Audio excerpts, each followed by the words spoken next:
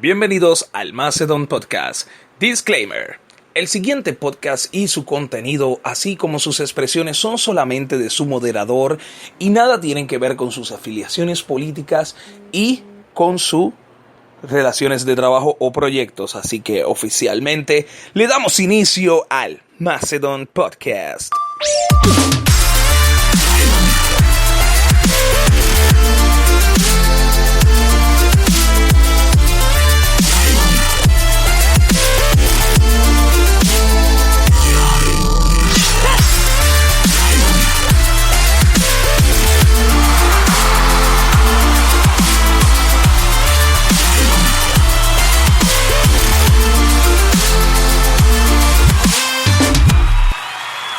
Bienvenidos oficialmente a esta edición del Macedon Podcast y vamos a empezar en una buena nota, en una nota positiva, y es dándole gracias al equipo, a la delegación atlética de Puerto Rico que estuvo representándonos en las Olimpiadas en Río de Janeiro, quienes están haciendo sus compromisos, viene la caravana, todo eso, pero quiero extenderle de parte de este servidor un cordial abrazo a todos los atletas en la delegación.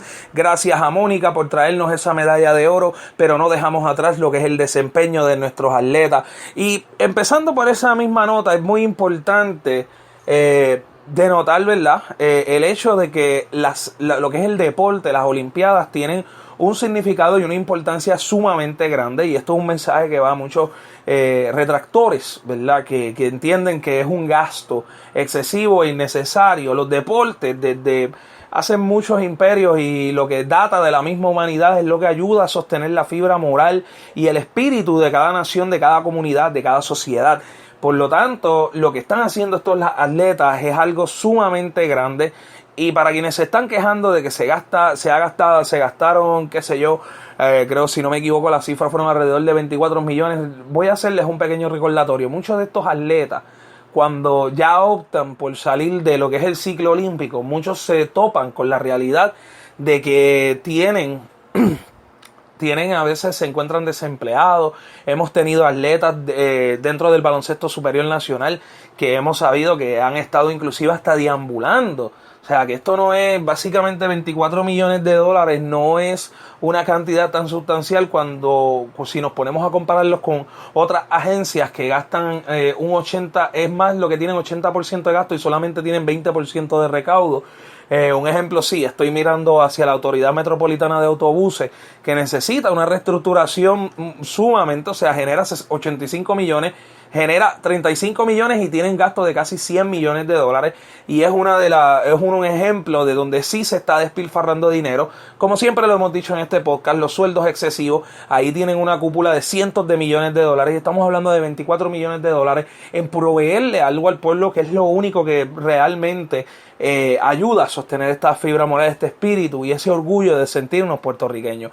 Pasando obviamente a los temas que son pertinentes para este podcast y no dejando atrás, pero de nuevo reiterando esa felicitación al equipo olímpico, y también notando de que en 2020 se hizo el anuncio oficial de que el deporte del skateboarding va a ser parte de las Olimpiadas. Obviamente un sector de la comunidad skater está a favor, otro sector está en contra, pero eso será una materia que vamos a tocar un poquito más adelante. Pero enhorabuena de que también, pues aunque ya el deporte de skateboarding tenía sus Olimpiadas que se conocen como los X Games, pues también se le dé reconocimiento a este deporte en los foros.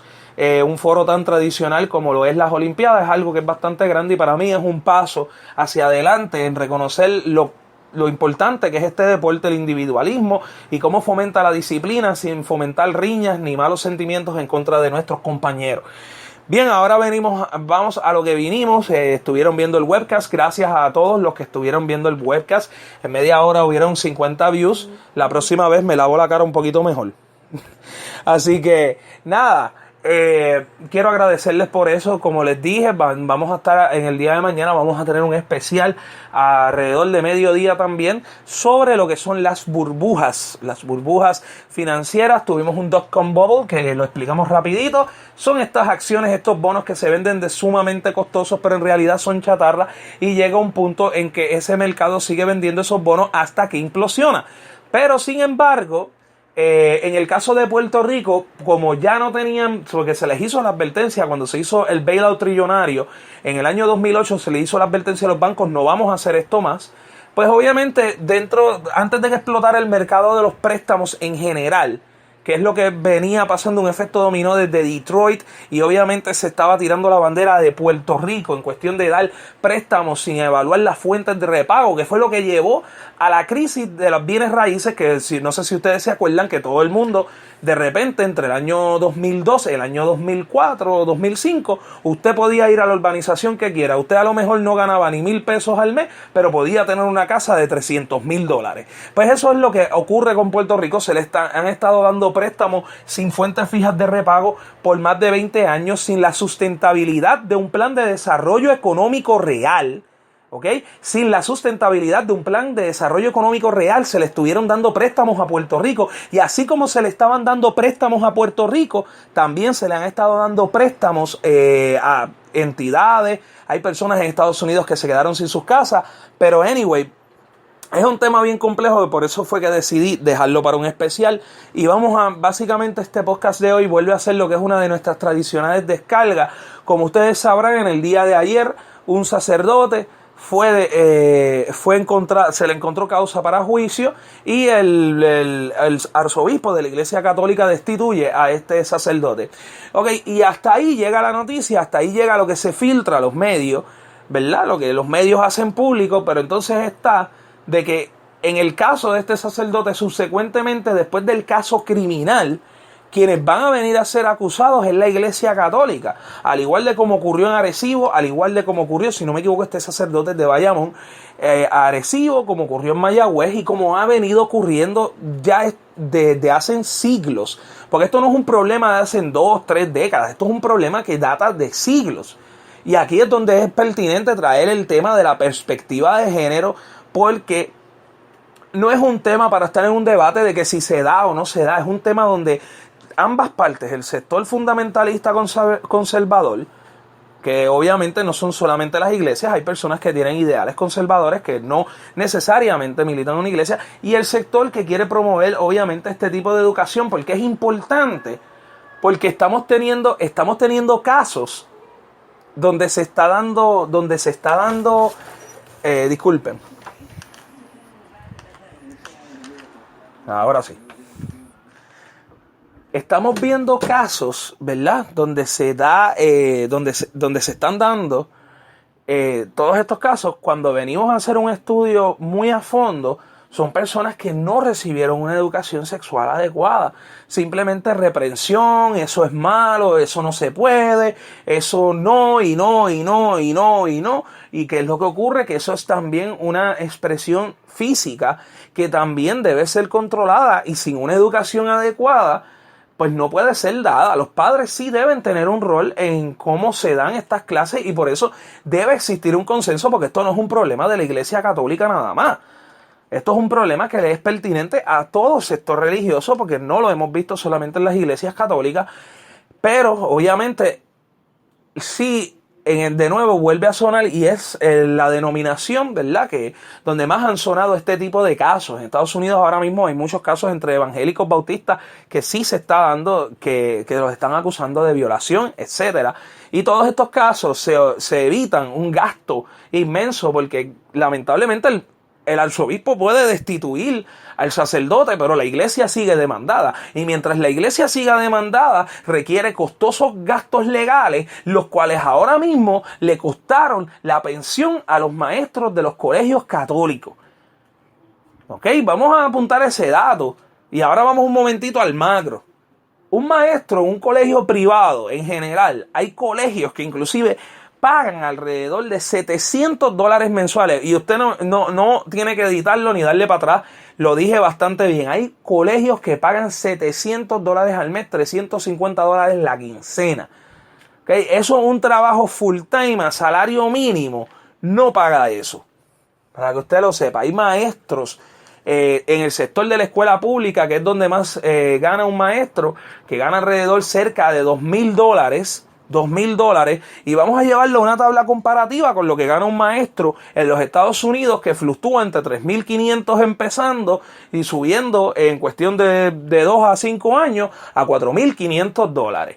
Entonces, ¿qué es lo que ocurre? Que el maestro en Estados Unidos por lo menos tiene un sustento decente, un sustento que se ajusta, porque sin maestros nosotros no tenemos doctores, no tenemos abogados, no tenemos una educación propia y no tenemos, o sea, ingenieros, no tenemos infraestructura, no tenemos nada si no existieran los maestros. Por eso, obviamente, es bastante vergonzoso, porque cuando uno ve que se suscita este caso, y más en mi caso, y lo digo personalmente, que soy hijo de una educadora en un colegio católico, es vergonzoso porque uno sabe que, aparte, porque no se puede negar el hecho de que las iglesias católicas sí no están haciendo los recaudos que estaban haciendo quizás hace 15, 20, 30 años atrás. Los recaudos eran sumamente considerables en aquel entonces, pero hoy en día no están haciendo esos recaudos, y entonces una gran parte de los gastos de la Iglesia Católica se está yendo en lo que es costear la defensa legal de la misma iglesia. Porque obviamente, o sea, lo que aquí debe haber, y es obviamente ya recae en el Vaticano, porque esto no es un problema de Puerto Rico, esto es un problema que se ha dado en Latinoamérica, es un problema que se ha dado en Estados Unidos, es un problema que se ha dado en Europa. En Estados Unidos usted puede ver la película Spotlight, o sea, cómo era algo que rayaba en la palabra degenerado. Y obviamente, pues el trabajo investigativo que se hizo sacó a la luz casi cerca de 90 casos. 90 casos. Eso solamente en Boston. O sea, y el problema es que son personas que muchas de las personas, ¿verdad? Porque los sacerdotes, algo que tienen peculiar es que muchos vienen de backgrounds, trasfondos diferentes, y algunos que vienen de ser acaudalados, y obviamente pues tienen una inclinación que quizás sea un poquito más homosexual y tratan de ocultarla pues con la celibacía. Hay casos donde son personas que sí realmente quieren servirle a la comunidad, quieren hacerle un bien a la sociedad, y obviamente entran en todo esto, pero entran a un ejemplo en lo que es las prácticas de teología, empiezan a aprender la Biblia, pero debe existir unos cursos, un apoyo psicológico, un apoyo psiquiátrico. Para evitar estos problemas se evitan implementando lo que es una educación de perspectiva de género, pero antes de que hablemos de ella, en cuestión de escuela superior o escuela elemental, se tiene que hablar directamente desde el Vaticano, y si en el Vaticano no la dan, pues que por lo menos la arquidiócesis de la diócesis, todas las diócesis de Puerto Rico adopten un modelo de educar a los sacerdotes tan pronto lleguen en lo que es perspectiva de género. Porque ellos piensan que como que yo tengo este poder, y de explicarles también, aparte de perspectiva de género, también hay que darles unas clases. O sea, que más que la policía de Puerto Rico, la reforma debe ir hacia ese lado. Y ellos la tienen que hacer ellos mismos, porque no es una entidad de gobierno como tal. Y lo más importante que hay que resaltar aquí es que, de nuevo, al igual que en el gobierno de Puerto Rico, tenemos un despilfarro de gastos y le quitamos a las personas trabajadoras, a las personas que sudan, a todas esas maestras y a todos esos maestros que básicamente tienen ya con que tienen que comprar los materiales para el salón. Aparte de eso, en la escuela pública, para que ustedes no lo sepan, los padres tienen que poner parte de los materiales de la oficina. O sea, y para colmo, cuando explotan estos casos, aparte de lo indignante que es, o sea, el mero hecho, ¿verdad?, de un abuso sexual, tenemos que también verlo desde el punto de vista enfermizo, de que ahora se va a gastar un dinero en ellos cuando hay maestros y maestras que necesitan su pensión, se trabajaron décadas para tener sus pensiones y ahora no las van a tener, porque entonces hay que costear unos servicios legales que son completamente innecesarios y rayan completamente aparte de lo que es la misión de un colectivo. Y aquí no son 2 o 3. Hay varios casos que han explotado. Y en el caso de Puerto Rico, voy un poco más allá. Hay casos que han explotado y hay muchos casos que quedan por explotar. Así que la Iglesia Católica tiene que hacer una reestructuración completa desde el Vaticano hacia acá, devolverle las pensiones a sus maestros y buscar en qué manera ellos pueden obviamente salir de todo este brollo, ¿verdad? Dejar de estar en la politiquería, dejar de estar robando cámaras y ya salir a dar la cara y enfrentar este asunto dentro de obviamente su comunidad. Porque no puedes decir que estás opuesto a la perspectiva de género cuando entonces manejas un grupo donde 2 o 3 salen degenerados y abusan de su poder. Bueno, eso viene siendo todo durante el podcast del día de hoy. Recuerden que mañana a mediodía tienen una cita aquí, 2 podcasts especiales sobre lo que es el efecto burbuja. Vamos a estar hablando de economía en Puerto Rico, cómo llegamos a esta situación. Y nada, me despido de todos ustedes.